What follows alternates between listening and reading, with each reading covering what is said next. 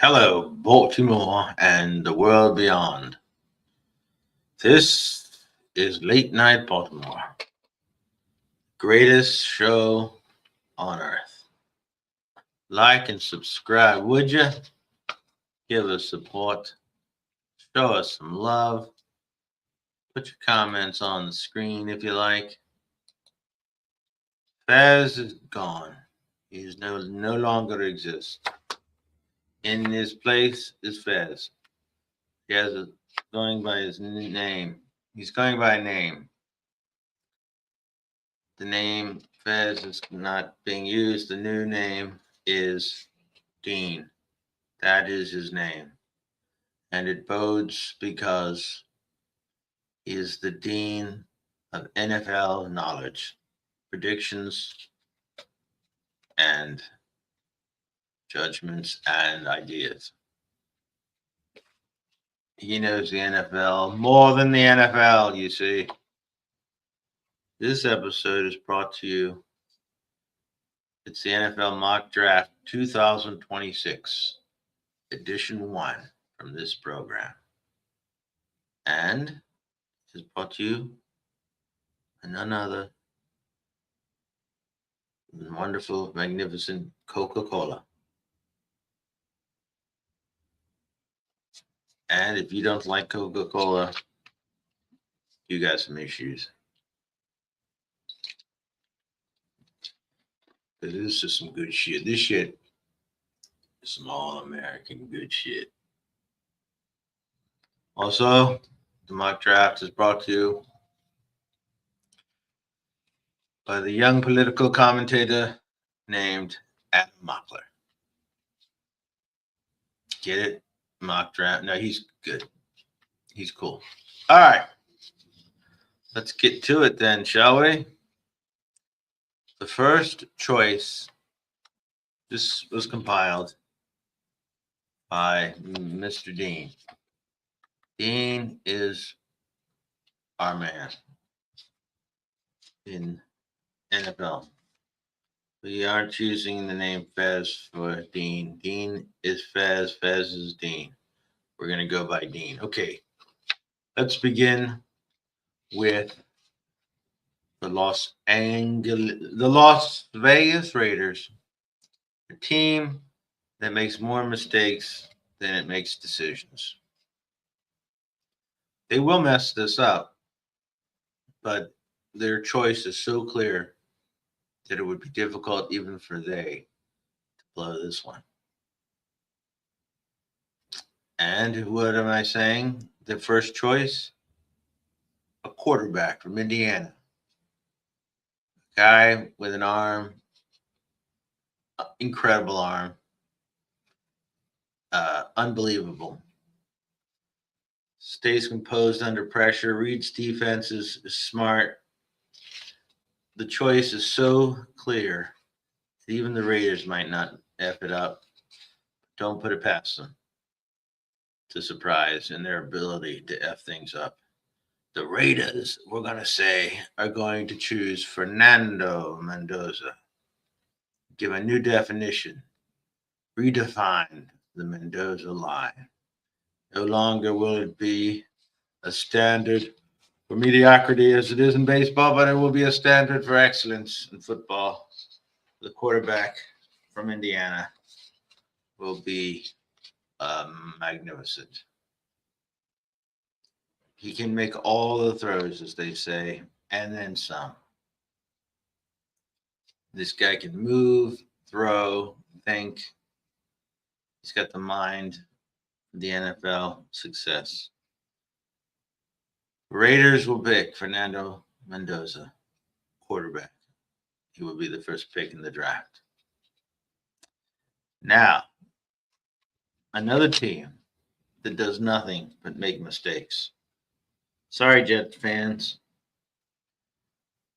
It was cute when you were in New York and boo the commissioner whenever he'd come to the stage and announce your pick. It's not anymore. You'll still mess up somehow. Sorry, Jets. But the best choice for you would be Arvell Reese, edge rusher, Ohio State. Can really turn your team around with a great pass rush. Even the Jets know this. And they're stupid, but they know this. Great pass rush can turn you from a nothing to a contender or a team that's taken seriously.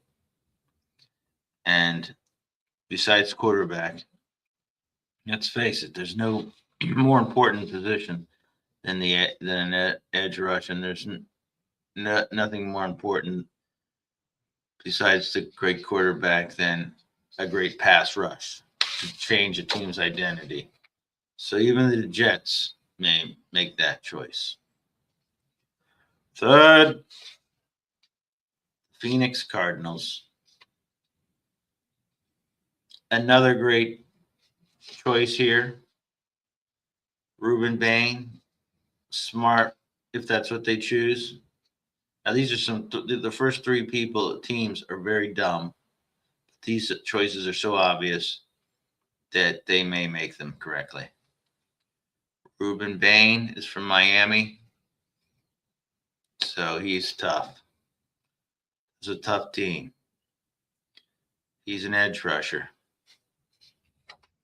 Very good choice. The Titans, Tennessee. Another team looking to pull themselves out of it. But they're not always that dumb of a team. They've been pretty good sometimes, here and there. So that would be the third edge rush. David Bailey from Texas Tech.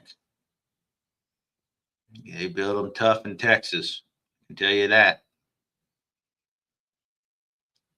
And another team being smart and building. If you don't have a quarterback, and it doesn't seem to be a quarterback-rich draft, that's what they say when they just don't know. And edge rush, you can't go wrong if it works out. Now, we are going to a territory that we know, the Giants.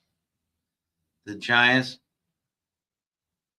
have the 5th pick with John Harbaugh as their coach.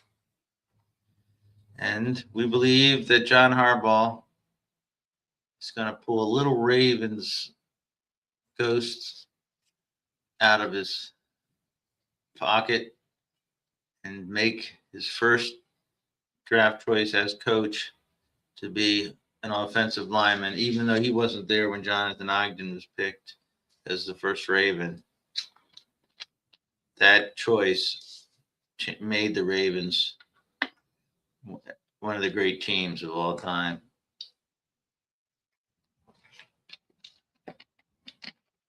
And I think that the spirit of that stay with them. And John Harbaugh is a smart guy.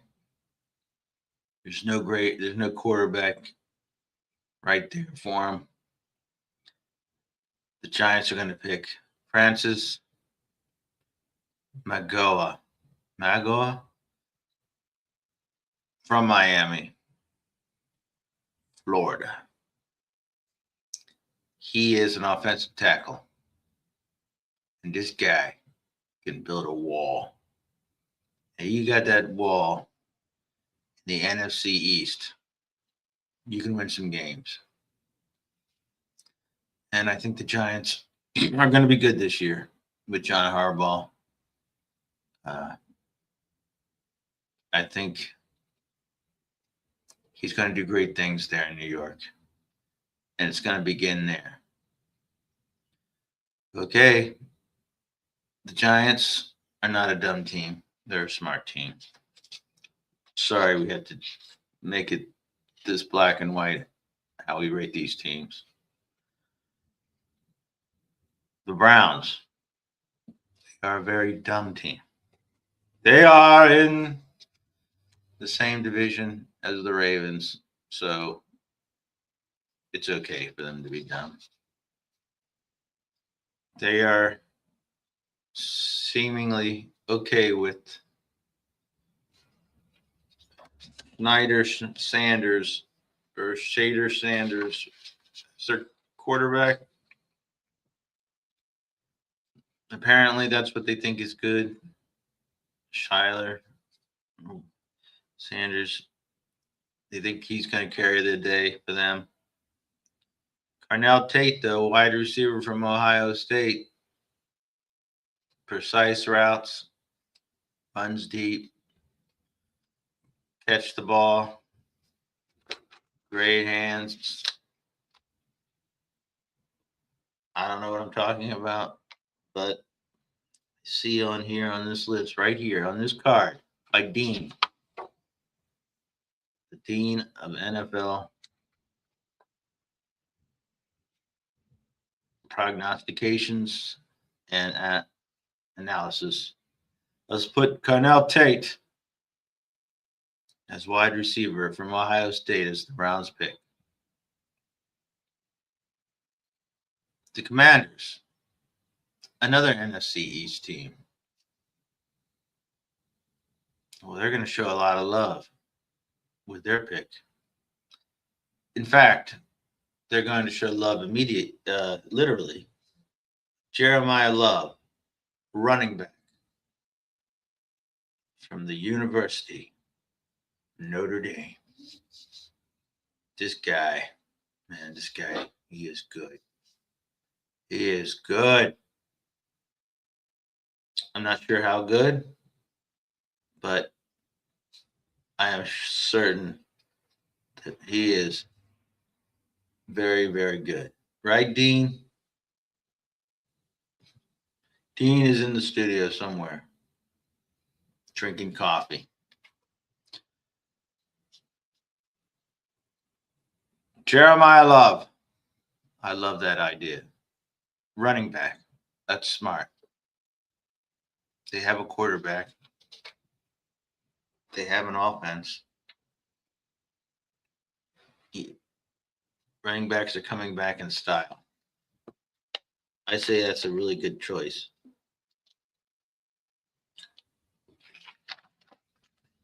All right, the choices become less obvious going forward when you're starting to get to the 8th pick. Like and subscribe, everybody. Who's listening here this morning? Who here cares about the NFL draft at 8 o'clock in the morning here in Baltimore or in the world, the universe? If you do, like and subscribe to the greatest show and the greatest mock draft. You like a team with style? You like a team that has style, shows style, plays with style? Well, then you're going to love this pick by the Saints, who have been awful for a long time. In fact, decades, really. They are going to pick Sonny Styles. Wait a minute. He's a linebacker. He's from the Ohio State University. That is an outstanding choice. Now, here's a team that is among the smartest of teams. They are looking to shore up their defense, which is an outstanding defense, but they want to make it better. And they have the choice right here. The Chiefs are going to take Mansour Delane, cornerback. Now, in the NFL, traditionally, cornerbacks and safeties almost always hit. If you're in need of one and you pick it in the first round, it's almost a guarantee. This guy is a cornerback from LSU. I would say 100% will succeed in the NFL. Now, back to the edge rushers. They're ruling this draft so far. Another team in the AFC North, the division of the Ravens. The the Bengals. Another team known for making some very questionable draft choices. Not lately, though.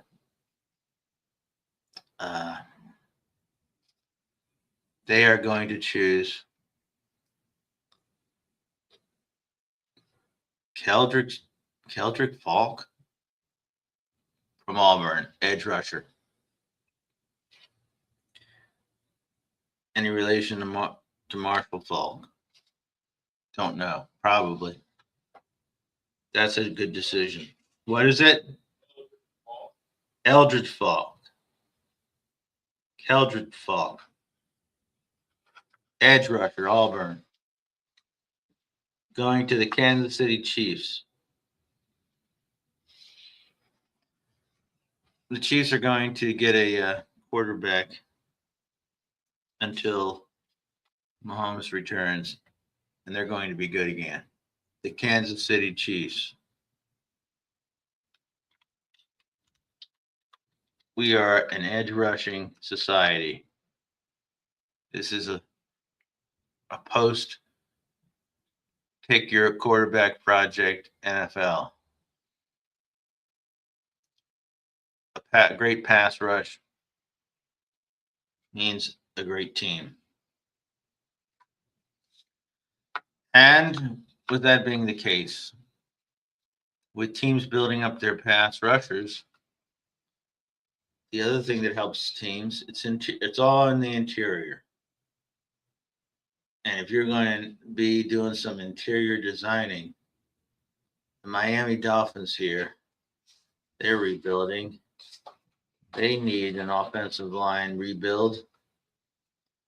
They have a new quarterback. They are going to make what will be the steal of the draft, I believe. The man's name is Spencer Fano. He is offensive tackle. He plays for Utah. He will play for the Miami Dolphins. Right guard, I'm sorry.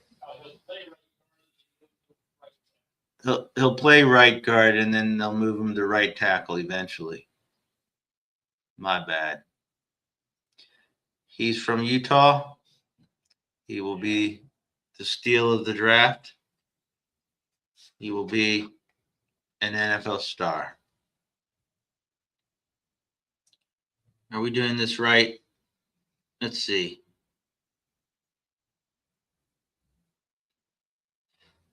So the Dolphins have the 12th pick, is that right? 11th pick, that's right. And they will make the best choice with this guy, Fano, because people don't respect Utah.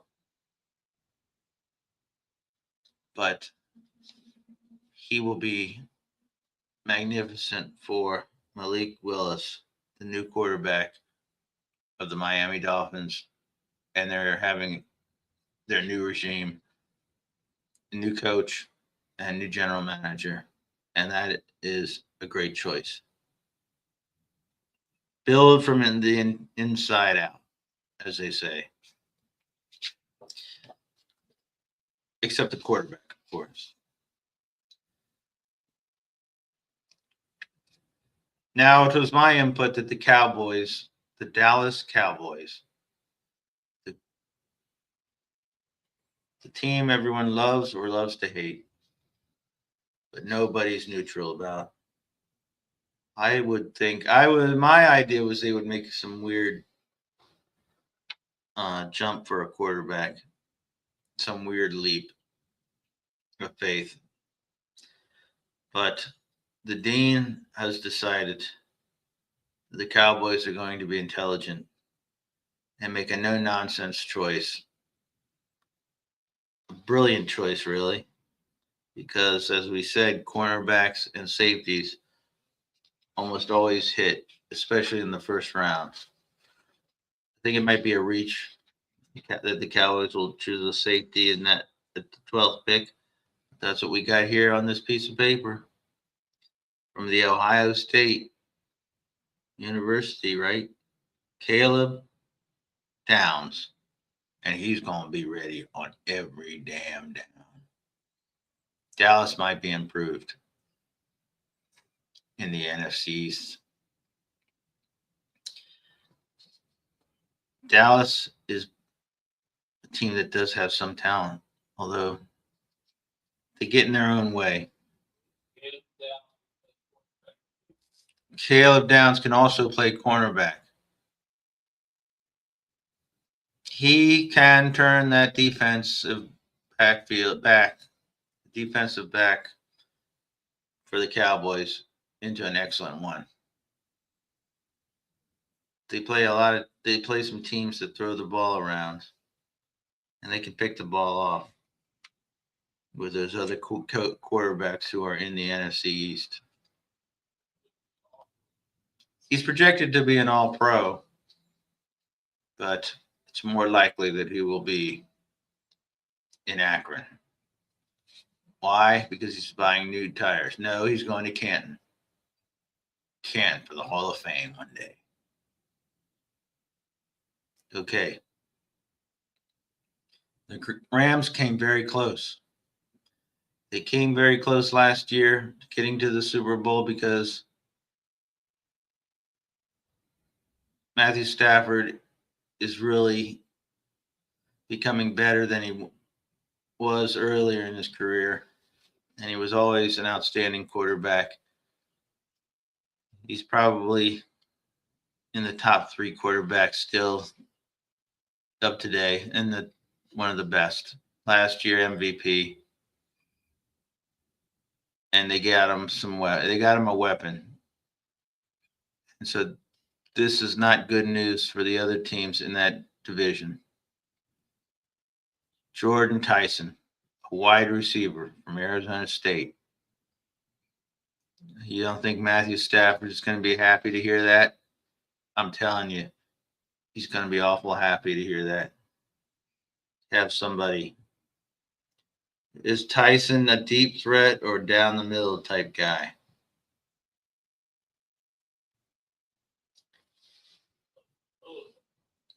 Both. He's great. Jordan Tyson, perfect choice of the Rams. Their offense will be even better than it was last year. Look out for the Rams. I became late to appreciating Sean McVay, but I have to admit he's an outstanding coach, and Matthew Stafford has had an incredible career. He's Hall of Fame. And if he wins another Super Bowl, he's got to be up there. His career will have to be up there as one of the great careers. We are coming now to the teams we love. Team that we will never abandon. The greatest franchise in NFL history.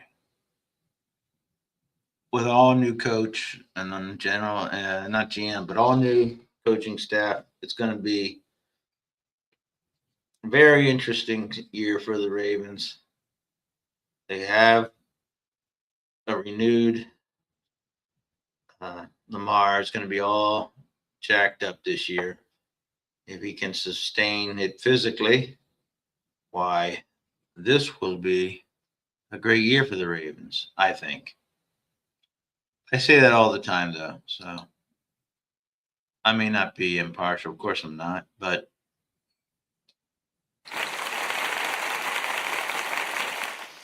I'm going to give some cheers. Their choice, this is very difficult, of a guard.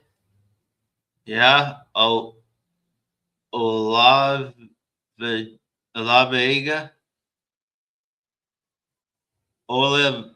Vega. Is that correct? The NFL draft names are getting harder, but that's who it is. And he's from Penn State.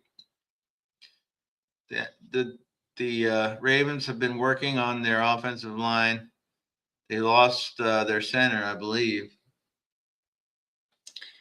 They need to really build that line for Lamar to not be having no time to pass or make decisions, and to have some room to run if he has to. He still can run. This guy, Olave Vega from Penn State, has not allowed a sack in the last 2 years,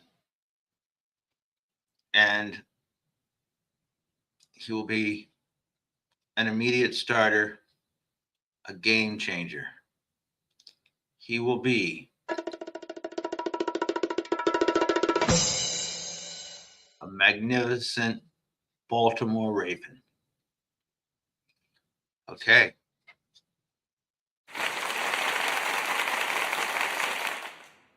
So far, great. The Buccaneers. Defense. No good last year, right?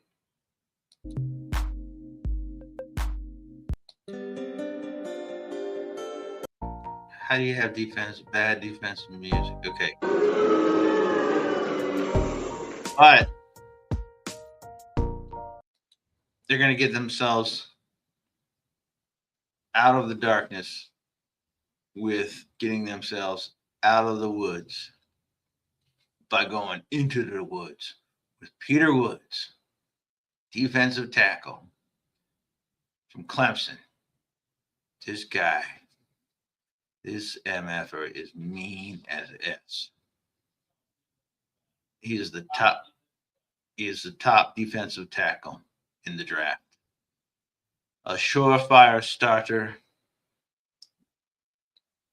This guy's already making tackles. This guy's going to be great. Magnificent choice for the Buccaneers.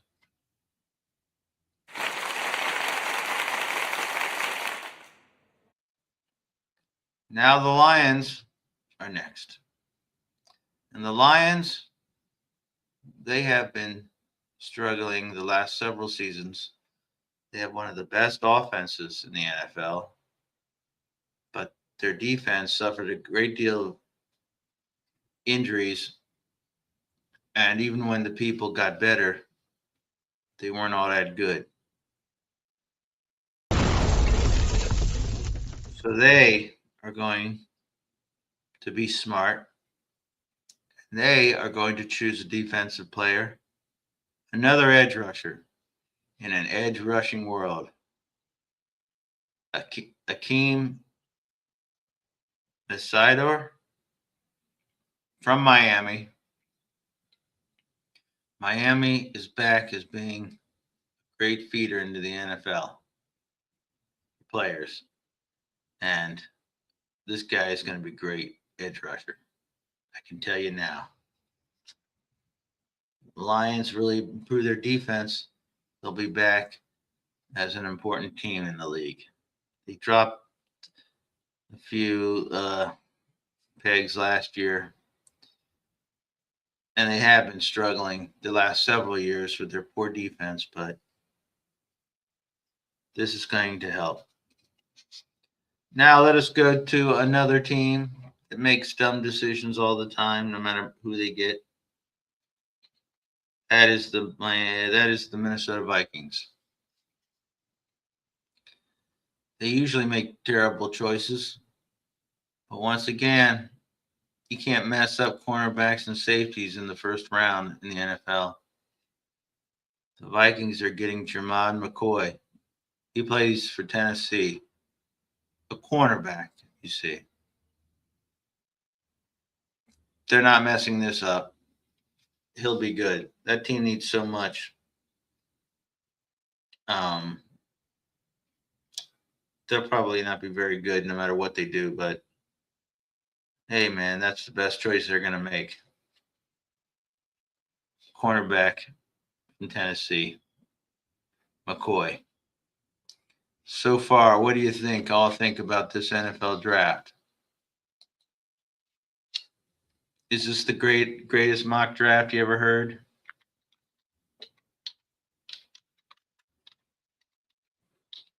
This is the greatest mock draft ever. I'll tell you why. Because this place, this town, like Nashville and Austin, are music towns. And New Orleans is a music town that gave us music.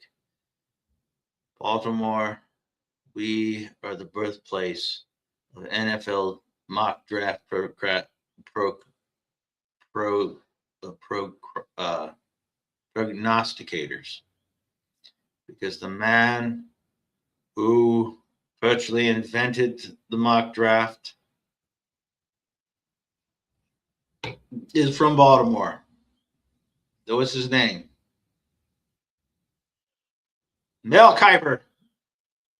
Legendary Mel Kiper. Big Baltimore guy. Big Ravens fan. The guy speaks his mind, speaks truth. And really, Mel Kiper, the name is so iconic in the NFL draft discussions, but he actually is outstanding. I'm not just saying it. But in that tradition, we here in this podcast, we are part of that tradition. And we are saying that, where was I? I was on the Vikings, the Panthers. Caleb Lomu, another lineman from Utah. An underrated program. The Panthers, another team who feels they're good at the quarterback position, I think. And as we say, you build from the inside out in the NFL. And an offensive tackle is a great choice from Utah. What it comes down to is simple physics. Teams are either building the irresistible object or they're building the immovable force. They're building a team that can rush the quarterback, which means is the only way you can make great defensive plays or meaningful defensive plays in the NFL these days. Or they're building a great line, which is the only way your quarterback can succeed. And that's in every era. So the Panthers are getting someone offensive tackle.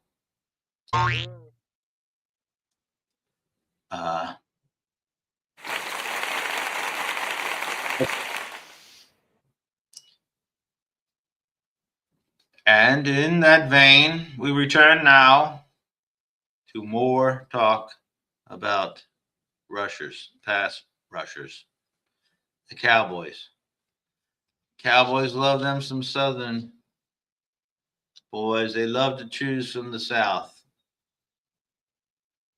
And they're going to continue that.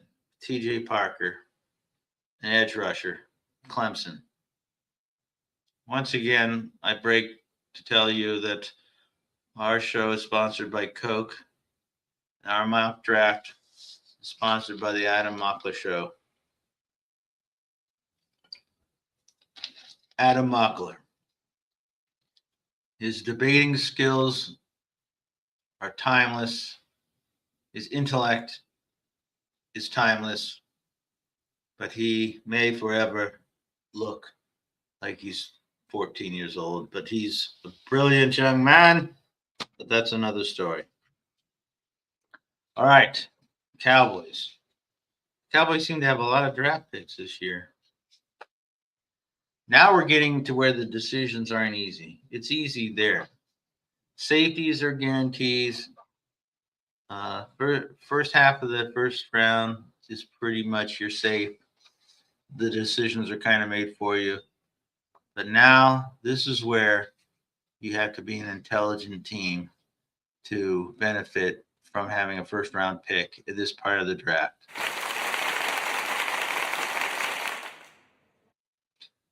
And the Steelers. Now, to me, and our NFL guy in the field, Dean, used to be Fez, feels that their choice of McCarthy was sort of maybe a peculiar step in the wrong direction. I don't think that they were prepared to lose as the coach of the Steelers last year. Mike Tomlin. I don't think they were uncharacteristically were caught unawares that I mean, even though they were talking about getting rid of him, they didn't seem to have a backup plan, or they didn't get the person they wanted. Because I can't believe that they really wanted Mike McCarthy. He does not seem like a guy who's going to be there for 20 years. I mean, I'm not feeling it with that, but I could be wrong. Steelers often prove themselves smarter than the rest. Not lately, though. Monroe Freeling, offensive tackle from Georgia. That's who the Steelers will pick with this choice.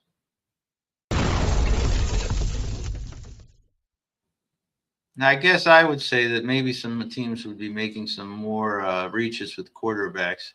And if there was a team that would, and then of course there's plenty of time to the draft for teams to be messing around with their choices and trying to move up or down or back. The Steelers, man, they really need who are they going to, who's going to quarterback their team next year? Rodgers? Aaron Rodgers. I mean,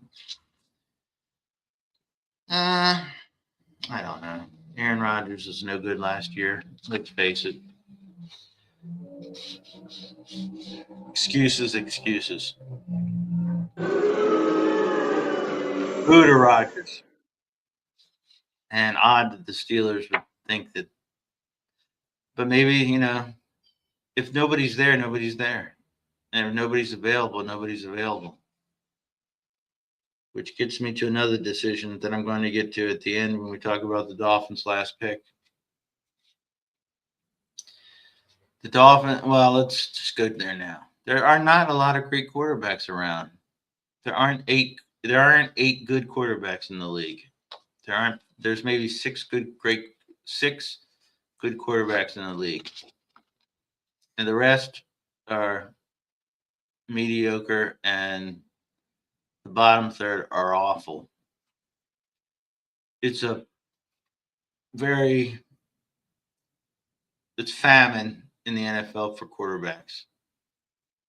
Now, they're just not around. Who is it? Matthew Stafford is awesome. He's going for Social Security pretty soon. Lamar, he's awesome. He never plays. He gets hurt all the time. The same with Joe Burrow from Cincinnati. He's one of the greats of all time, but he's always hurt. Patrick Mahomes is struggling with injuries. He's on the downside. He cuts it out. Yeah, he's as smart as ever, as resourceful as ever. He's one of the greats of all time, but he's on the way on the down. Who are the next great? Bo Nix? I mean, really? I don't know. it's a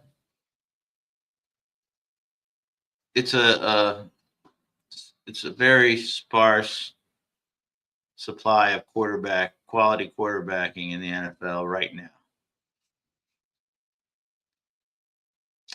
And I bring the Dolphins up because they did a great deal to get rid of their quarterback, who's probably, in the middle. And they celebrate getting a guy who's Malik Willis, who's only started a couple of games, and they feel that is a great turn for their team. The guy wasn't even a starter on the Packers. Jordan Love is good, but I don't know if he's consistent enough to really think that this is a great quarterback. The bottom line is there aren't a lot of great quarterbacks in the league, almost none, and very few who play often enough. I'm talking about Lamar. The Bills, they have a great quarterback. Josh Allen, yes, is a magnificent quarterback, one of the greats. He can do a lot of incredible things. But that team took way big step back. They took themselves out of their whole narrative of reaching any kind of success by actually seriously putting it out there that they were looking for Phillip Rivers as a head coach, and they got rid of Sean McDermott, who maybe, yes, that's okay, they've gotten rid of, but they've stumbled since. So poor Josh Allen is not going to, I don't think, is not going to hit the potential or even go higher than he has. That's just a statement on where we are as far as these legendary quarterbacks that we like to have in the league. He's stepping back. Lamar never plays. Burrow never plays. Mahomes, he's down. I can't think of any. Stafford is, he's getting up there. But that's another story. The Chargers. There's another Justin Herbert, another bust. Nobody will say it, though. But they're going to give him a weapon. From USC, he's already out west. He doesn't have far to go. Makai Lemon. He will be no lemon. He will be a success. Maybe Justin Herbert will be able to throw the ball downfield. The Browns, offensive tackle from Clemson, Blake Miller.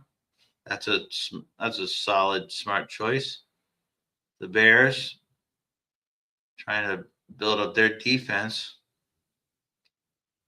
Maybe the Bears will surprise. Caden McDonald from the Ohio State for a defensive tackle. Not bad. The Bills, another Allen, C.J. Allen, a linebacker from Georgia. Good as choice as any. Caden the Dr. Proctor for the 49ers. They always need help in their line.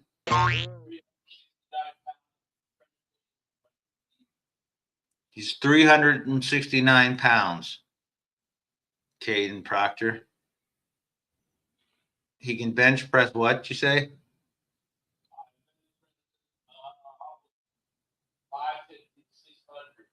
He can bench press 500 to 600. He's good. He's Proctor. Squats over 800. He's going to be building a wall there.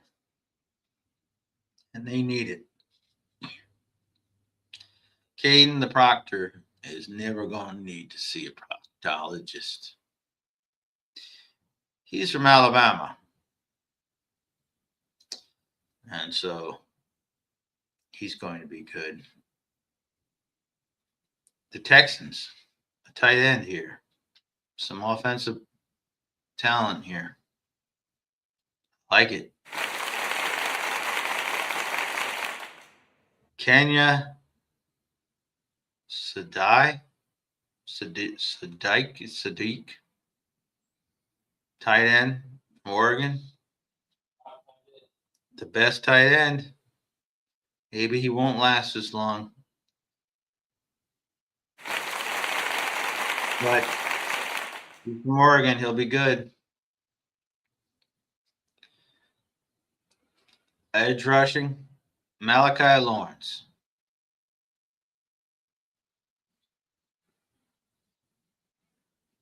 UCF. What's that? University of Central Florida. Malachi Lawrence for the Kansas City Chiefs. Edge rusher.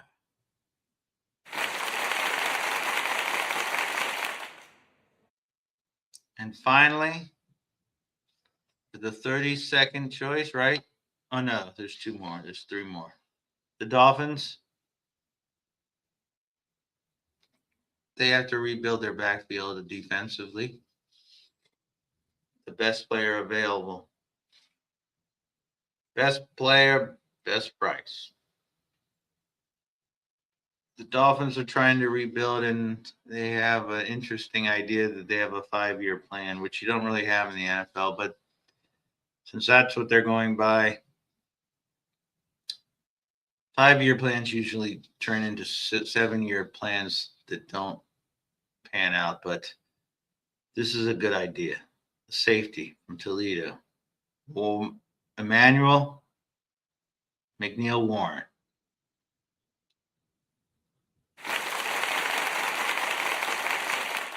So good. They named him twice. I mean, they gave him 2 last names.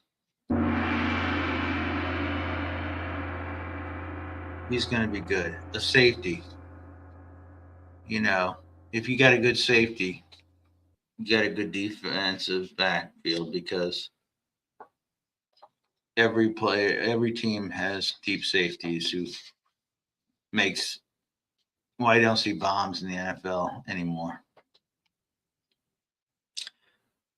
His name is Emmanuel McNeil Warren. Not a bad idea at all. The Dolphins are having a good draft this year. Now, the Patriots, a wide receiver. If you look at the Super Bowl, they had a terrible day. Drake May is not that a quarterback that should play like that. And you need some weapons. And this is a good one. KC Conception.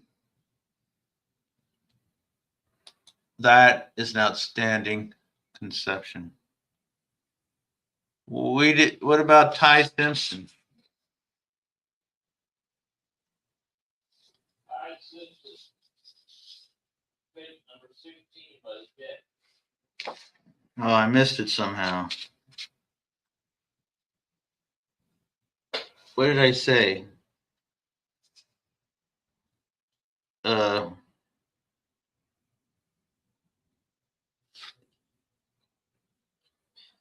I'm sorry. Yeah, I must have messed up. Ty Simpson for Alabama. I missed it. Quarterback. That's actually a good choice for the Jets. My apologies. I missed what might be the steal of the draft. I guess I was being so negative towards the Jets that I didn't even think of that. I missed it. I missed the choice that was written on the paper. I can't read, you see. All right. That's the draft. Wait, did we say the Seahawks? The Seahawks, the defensive team, Their last choice will be Avion Terrell, cornerback from Clemson. Good. Very good. Now, since I messed up about the Tyrell Simpson, I'm going to go to some of the quarterbacks available in the draft because everybody loves quarterbacks in the draft. These are the top 5 prospects according to the so-called experts. We had Fernando Mendoza being chosen by the Raiders, and we had Ty Simpson being chosen by the Jets. And those are good ideas for both teams if the Jets don't pick Simpson as their second pick. But the Jets will probably get Simpson, and that's a good. He's a rhythm and timing passer, they say. Of course, Mendoza, he's seen as elite, and he's seen as comparable to Joe Burrow, in which the high comparison. If that's what he does, that's who he is. The Raiders are going to do themselves well. Ty Simpson, he might be really good. You got to have 2 good quarterbacks will come out of the draft, right? Those 2 guys will, I think, succeed. Simpson seen as very accurate. I blew the whole thing by missing that choice by the Jets, which really could help them.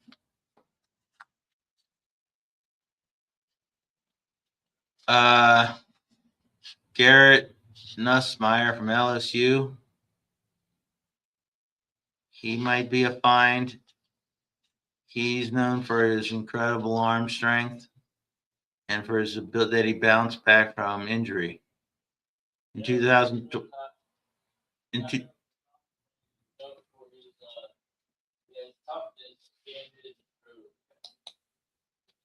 he has great toughness. He'll stand in. So that's another guy that name will come up, at least if not in the first, high in the second. 6'1", 200 pounds. Okay, that's not good. But if he has a great arm, doesn't have a great arm. It says that he has known for his elite arm strength.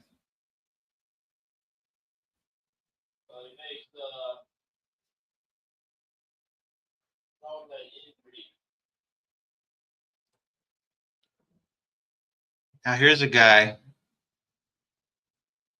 may come up. Carson Beck from Miami. He's already had 43 starts in college. Yeah, but might be a third or fourth round. 6'5". It says he's noted for high football acumen. That means that he can't throw and he can't run and he can't read it. He can read a defense.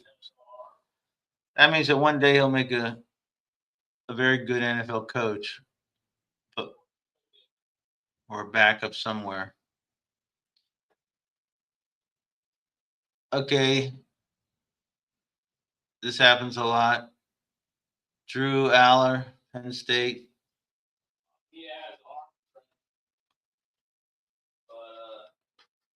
Massive arm strength. Broken ankle late in 2025.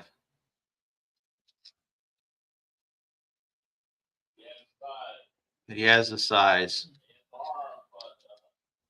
Everybody's afraid of the injured quarterback, and rightly so. Look at all the teams that have been burned.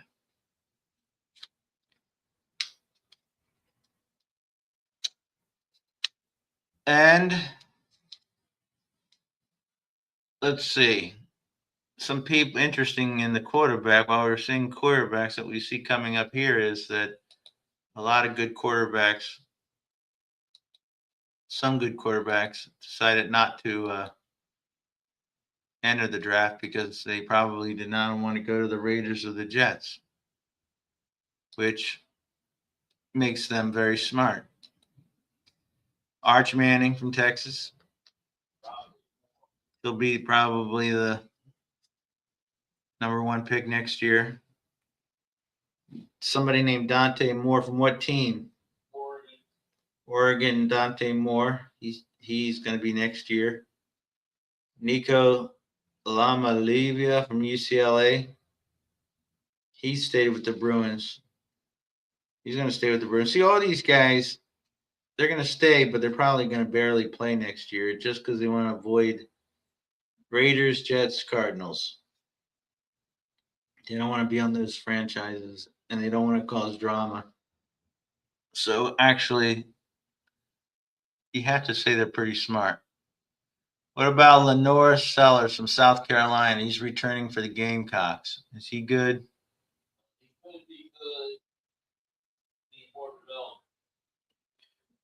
So he's smart. Dean says he has to develop more, so staying another year for South Carolina is smart. Now, let us go to the list of. Did Kyle Murray ever find a landing spot? Oh, Kyler Murray is going to Minnesota. Maybe he'll do much better there. He probably will do much better than he has done. That team will find a way not to take advantage of it, but Kyle Murray is in the Vikings. Malik Willis is another top free agent. He's going to play for the Dolphins. And he'll probably do pretty well. Rodgers is going to be with the Steelers, most likely, almost definitely. Maybe he'll rebound. Who knows? You don't know about him. He's got to get away from MAGA. Then maybe things will be magnificent. If you stop being a maggot, things turns out better for you. Geno Smith. He had a bad year, but he played for the Raiders. He might be okay for somebody's backup. He's another guy that just talents never got realized because of couldn't find the right team, right town. But he might not be a bad backup quarterback, or he's going to come in on a team who needs somebody towards the latter part of the seasons when quarterbacks start getting hurt. Geno Smith. And, of course, the quarterback who mysteriously draws more hatred than any quarterback in NFL history for reasons that no one really ever knows.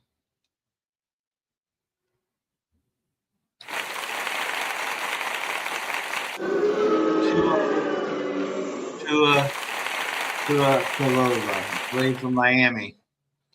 He's going to be paid a great deal by the Dolphins to play for the Falcons. He's probably going to do quite well because he'll be playing inside a dome. He'll be playing inside with a team fan base that doesn't have this bizarre hatred of him. Someone one day has to do a study on why Tua Tagovailoa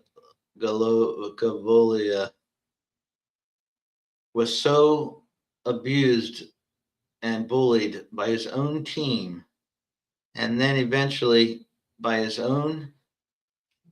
fan base. Just hated. Like he was psychologically bullied out of a career in Miami. Despite that, he had a lot of success anyway. And he got hurt a lot, but come on, all the everybody's getting hurt. Is getting hurt. The the the Falcons will be paying him something like $3 million. The Dolphins will be paying him something like $1 billion. And just the idea that he'll be being paid by the team that hated him and really abused him. Seriously, someone's got to write a book about this. The bizarre hatred of Tua Tagovailoa by the Miami Dolphins. Brian Flores is not right in the head, and Mike McDaniel, he one day will be good, but he doesn't have the ability to be an NFL head coach. He didn't really know how to use them. The fan base, the media, just a weird fetishistic hatred for Tua. And that is a very weird story. So I guess I would say I hope that he succeeds in Atlanta. I think that he might. I don't see Atlanta as being a big team, but I think he will have, as far as he plays, great numbers. So that's the draft. The story of the draft is that there's not a lot of great quarterbacks. There's one great quarterback, Mendoza, and Simpson might be a great quarterback one day, but he's going to the Jets, so that might not be all you have to hear about that. Edge rushers and offensive linemen, which is how you build a team, especially if you can't find if there aren't quarterbacks available, and there aren't. I mean, it's a bad quarterback draft, and it's a bad quarterback, just a bad quarterback field that actually does start. I mean, I think, 10 years ago, half these starters would be backup quarterbacks. It's just, that's the way it goes. It's in a cycle. At one time, there were like 12 teams with quarterbacks who were either proven great or were on the verge of greatness. I'm talking about the era when you had like Tom Brady and Peyton Manning were starting, and Phillip Rivers, who, he had great numbers. It was a great regular season, and Aaron Rodgers were like the second not Rodgers. He was first tier back then, but Phillip Rivers was second tier because you had so many great quarterbacks at one time. Now you have very few great quarterbacks. Some of the quarterbacks who play now are at their best better than anyone who ever played. I would say that Joe Burrow, Lamar Jackson, Josh Allen, and Patrick Mahomes, when they are at their best, are, yes, truly incredibly elite, of the all-time great. But they're big picture, because with Lamar and Burrow, it's injury. And Mahomes, it's injury. And Allen is just, man, he fell into the wrong team now at the wrong time. All right, that's all there is for this mock draft. All this could change tomorrow. Well, there's not really a lot of great. There's no great free agents out there. There's no compelling reasons for teams to make big moves up, as far as I see. But I'll go to the Dean. Dean, who do you see besides Mendoza? Who do you see as the best player in the draft? The player that teams might try to move up to get, besides Mendoza or Simpson. Besides those two, who do you think would be the next one that people would try to move to get? Who is it?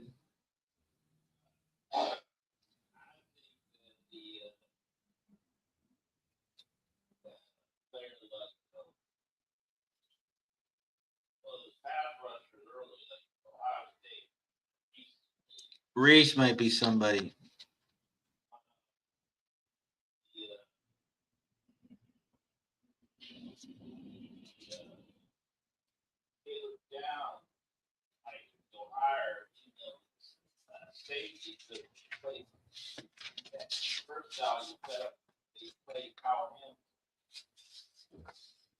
Caleb.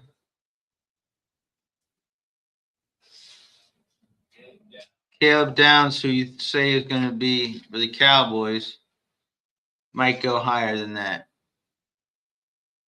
and might turn out to be Kyle Hamilton. That's fair. That sounds fair. Okay, everybody, like and subscribe. All right, everybody, hold on. We're going to do a little, see if I can do a little. I just want to go through something real fast. What about the best running back available?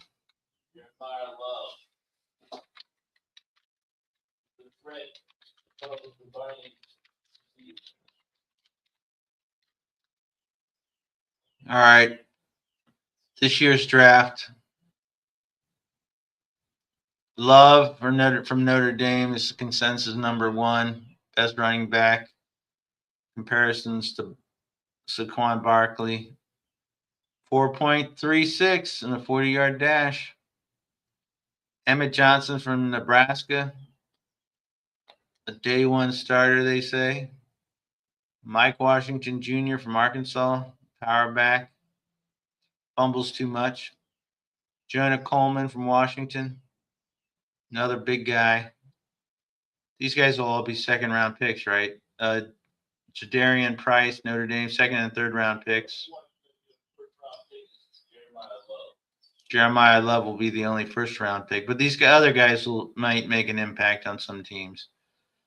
That's the thing these days. Nobody wants running backs. Nobody wants to be a running back's first team for some reason. Well, good reason, because very strange position.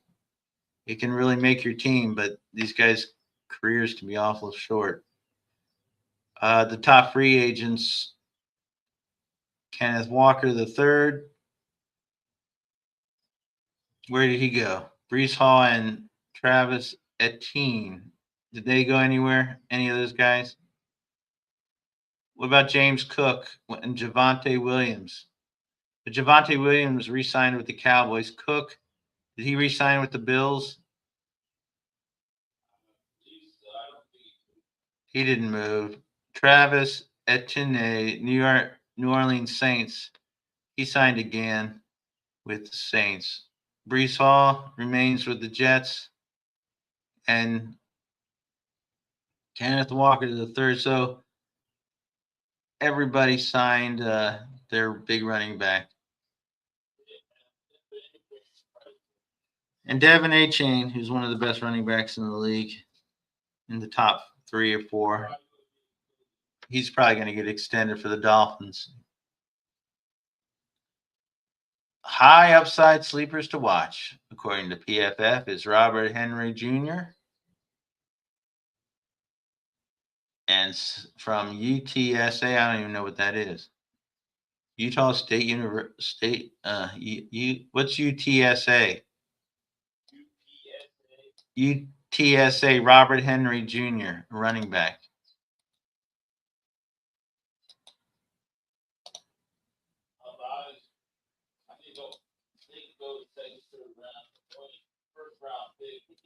Oh, that's University of Texas, San Antonio. All right, he might be somebody that'll pop up there as a running back. But these are all second, third round picks. That's where all the quarterback reaches, running back, day one starters, and wide receivers also. Teams know that to turn around their entire identity, you have to have a great line or a great defensive line.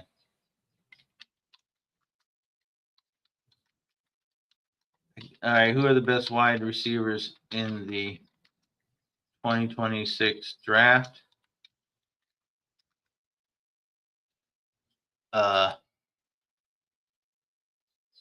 Carnell Tate, we already talked about. Ty Lemon, we talked about.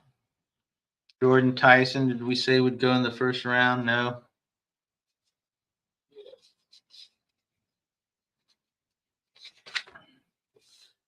Yeah, for the Rams. These are all top. These guys will all be great. And Denzel Boston will probably go high in the second round.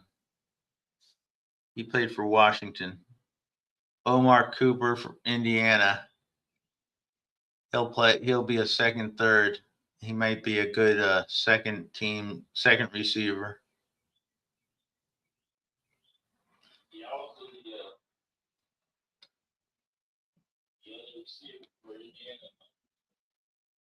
And a guy named Chris Brazell II from Tennessee and Tulane, a 6'4" burner with 4.37 second 40-yard dash time.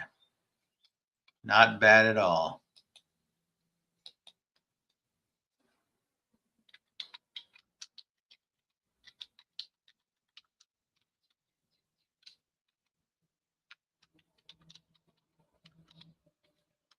Okay, that's what we think.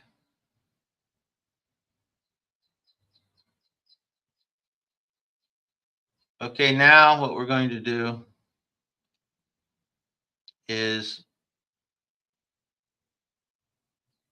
we're going to take a look at a historic moment in the world. It is the worst stand-up set in the history of the world.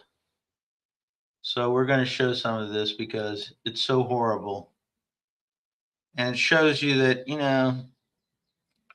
you can be an a-hole and be funny, but you have to be very funny. You can't be an a-hole and try to be funny and not be funny, or you're so horrible.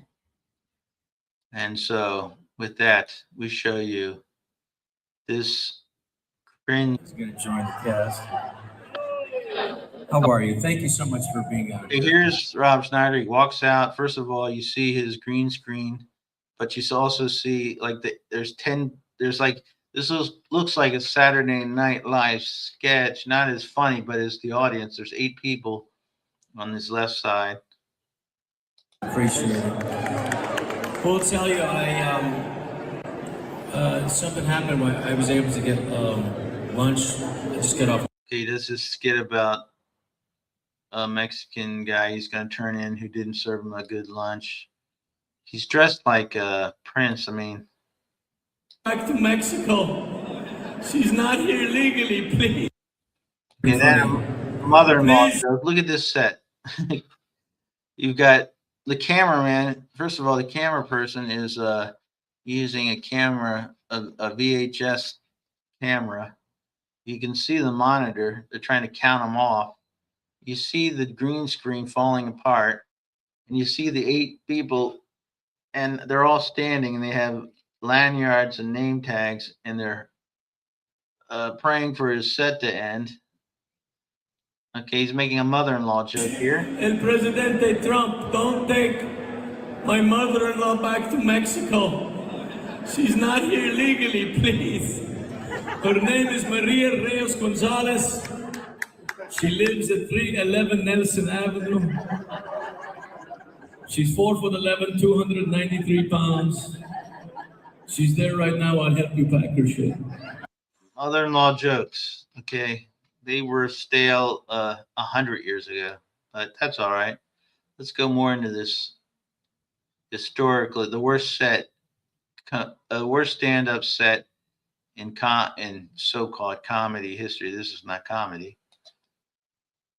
Let's see a little more of it. This is going to sound terrible, maybe a little racist. So I won't say it because you guys are all filming this. But let me see. I had some points. I just got back from Hungary, where the Hungarian Donald Trump, Viktor Orban, is there. He's a great guy. Okay, so in one sentence, he talked about one dictator, Viktor Orban, being a great guy and making it a positive to compare him to anyone, and to try to be a compliment to compare him to for Donald Trump, a comparison which the comparison is just that they're both wannabe authoritarians who their countries are rolling over for, but some of the most despicable people on earth. And if you see this picture here, even the guy here, the guy here in the camouflage, he's already sick of it. And he's looking off camera here for Snyder's historically horrible set to end. If Rob Schneider wasn't such an asshole, you would almost feel sorry for him. But so Viktor Orban is good. He's not saying that to be funny. So he makes fun of a Mexican server at the restaurant, a mother-in-law joke, and then positive about dictators. And it's an amazing free country. It's an amazing free country. Okay. Yeah. And it doesn't have the what the rest of Western Europe has. They've managed to keep that country free, and I hope it can maintain. Yeah, that's right. Okay, that is so sick and sad. I don't even think we'll have to even pass through that. But let's see. That's the first stone. After that, in the Chinese version, Jesus kills her himself. It's incredible. So, Look, they're is that trying to Nick get him off. Shirley over there? Nick? That is. Is that him? Trying It's to. not? Oh, it's Alex Stein. Okay. I can't see without my glasses. But yeah, so He's doing so poorly. He's looking for the guy who's supposed to take his place because he wants to get off stage. All right, more. that's pretty remarkable. What else I wanted to tell you? Guys, looking at his notes. Bill Gates. It came out that Jeffrey Epstein said in those papers that. All right, Bill Gates and the Epstein files. Of course, he just 2 seconds ago said how great Donald Trump was, and Donald Trump basically is the Epstein files, and that is so stupid and so obviously embarrassing that these folks here. Well, this fella can't move because he's kind of put in his chair. These folks are grimacing, and this is the CPAC crowd, and they can't stand him. All right. But at least those things down over there, those yoga pants, viruses can go right. All right. Yoga pants. How clever you are. Honey, I just made you a new smoothie. All right. Not that. Now I'm you gonna get in trouble. again. Um, Get in trouble. All right. You won't. What's it showing? But they're No, still no, no. walking by. I You're can not do even it. You looking at can them. do it. You can do it. Thank you. Well, are we gonna have He keeps looking Are over we gonna for have his. Xander Doyle here? We're gonna have a little talk. We're gonna ask some questions for people. Have a little discussion. You guys want? He keeps looking. This is the first comic in history looking for somebody to take his place to rescue him off stage. This guy, man, he deserves this ridicule. Do that now? Look at these Is people Andrew walking here? past. Are we gonna do that, or are we gonna do it after? Please, somebody else, some other act, come up, help me. We'll do it after. So what's gonna happen now? What's gonna happen? Oh, you got music next. You You can do it. I already did it. For like the third time during this set, someone said the "You Can Do It" reference because they are ridiculed. They are making the hecklers are ahead of them, making fun of that. That's the only his big reference. So you can do it because he had a friend who wanted to put him in movies. I'm sure that friendship has come to an end. You can do it. That was the third time that a reference was made to that stupid trope or whatever you want to call it. And he's doing a stand-up. You see here the green screen. This show, this set, this is more painful to watch than one of the episodes of this show. Look at this green screen in half. His name here. This suit. The crowd. The people who are in pain in the audience. And okay, let's see the merciful end of this. You did it. And anyway, so let me see if I have something I want to tell you. That was important. Oh, well, I'm going to come back up here with a couple of guys, and we'll go over some of the stuff that's happening in the country. In the country, he's going to come back. And what we need to work on is what we need to work on. How about your set? You can't work on your stand-up set. You don't have one. And this guy makes. God, this guy. This is about as horrible as it gets.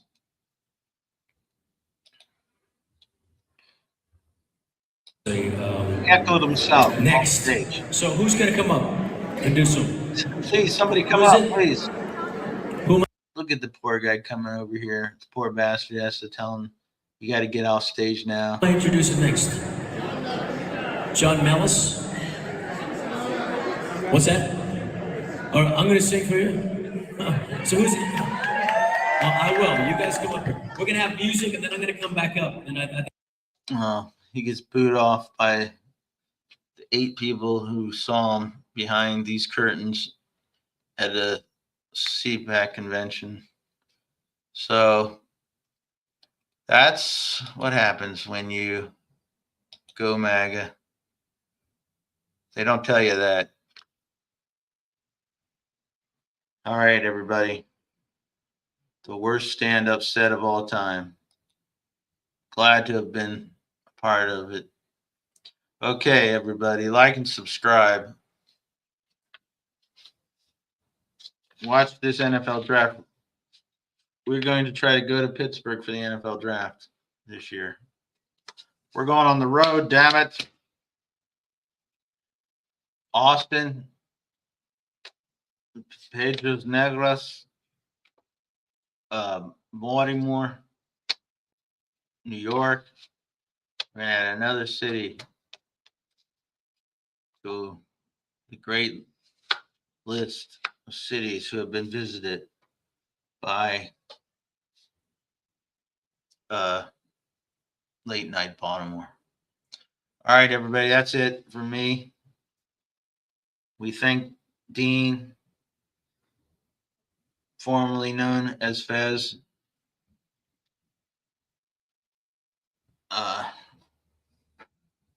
And we wish you all a great Tuesday. And the same cycle is happening. It's happened all this month, all over the weekend. The Mad King himself brags about how many people, civilians he's going to kill, and how much infrastructure he's going to destroy. Then Monday it comes out, oh no, we're working on some kind of peace deal, so the markets fluctuate and all his friends benefit, and it'll be like that. Meanwhile, all week they'll be dropping bombs on Iran, and then Friday it'll be, keep the markets calm, and then over the weekend it'll be more threats about the end of Iran and all the people who live there. So while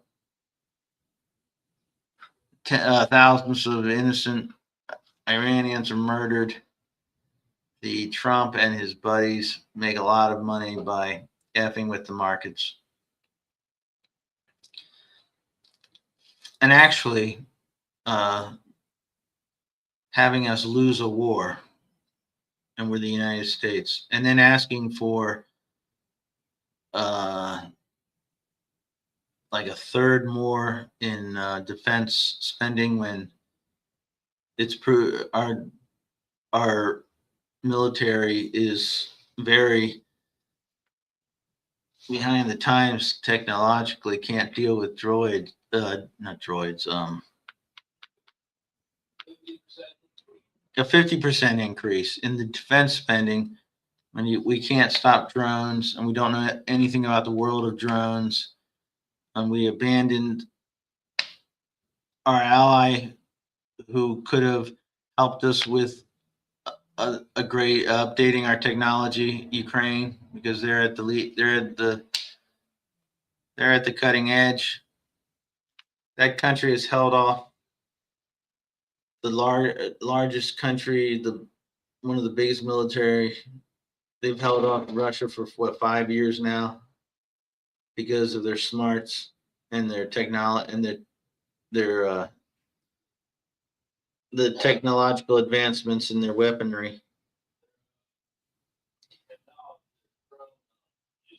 Their drone use is so ahead of so advanced, and we could be working with them and making our military as advanced. It's sad that we are behind the times when it comes to technology in the military, and we're going to take that outdated military, who is not winning. We're not winning even a war. We're losing a war militarily to a Middle Eastern country because they're using drones. And then we want a 50% increase in the military to cover up the fact that we're losing. And a lot of threats and a lot of people dying. And MAGA continues to roll. One day, you'll all be sorry that you did it. No, you won't all be sorry. Most of you won't care, or even will think you did that. This is all good. That's how lost you are. But a lot of you will publicly pretend that you had nothing to do with this when you did, even though there were a lot of people who tried to say something and tried to do something about it. So you're gonna have to live with that. It won't bother you, but you still have to live with it. On that dour note, the Orioles were victorious last night. They played this afternoon. I feel nothing but positive about the Orioles. So they're 4-6, and they haven't played their best. They haven't played very well for what they have yet. So that's actually pretty good. But that's enough of me talking. Like and subscribe if you would. Tell all your friends if you have friends. If you don't have friends, you should make friends. Tell your family if you don't have family. Well, we're your family now. The community known as Late Night Baltimore, the LNB network. Fez is gone. Dean is here. that's the update from here in downtown Baltimore. Just a couple of miles away from both Camden Yards and MT Bank Stadium. Okay, everybody. Have a great day.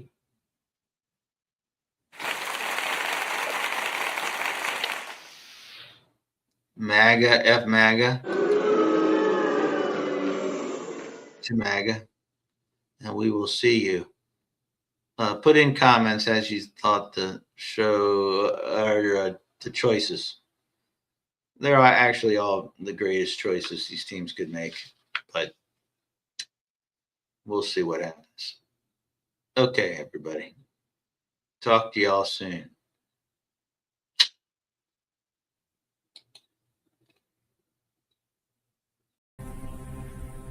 Big Rooster.